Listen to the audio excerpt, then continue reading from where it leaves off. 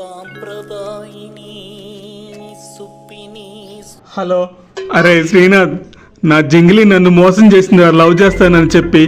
ఇక నేను వెళ్ళి సముద్రంలో దూకి చచ్చిపోతారా? నన్ను క్షమించరా, నీ దగ్గర తీసుకున్న అప్పు నేను ఇవ్వలేకపోతున్నందుకు. ఇక నేను వెళ్ళిపోతున్నా మామా.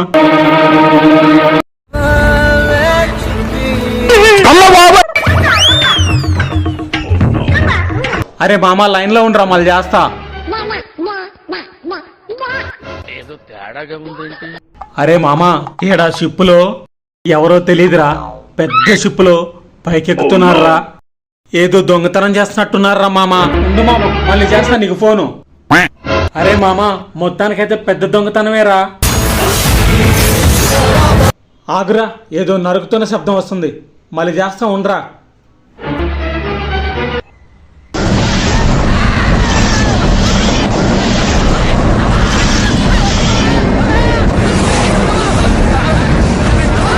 అరే మామా, సముద్రం మొత్తం బ్లూ కలర్లో ఉందిరా. ఎప్పుడైతే ఆ మనిషి వచ్చి నరకడం మొదలు పెట్టిండో సముద్రం అంతా ఎర్రగైంది మామ. నాకు ఉచ్చబడుతుంది మామ.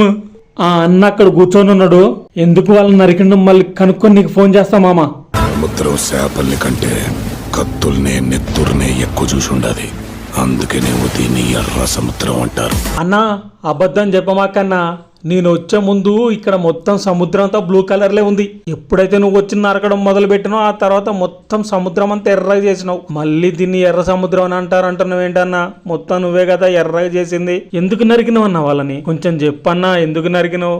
నాకు మస్తు భయం అవుతుందన్నా. ఏంటి, మొత్తం సినిమాలోనే చూడాలా? ఎందుకు నరికినో సినిమాలో చెప్తావా? సరేలన్నా, అట్లయితే సినిమా వచ్చేదాకా వెయిట్ చేస్తాం. ఏం చేస్తాం, అట్లనే గానీ మళ్ళా.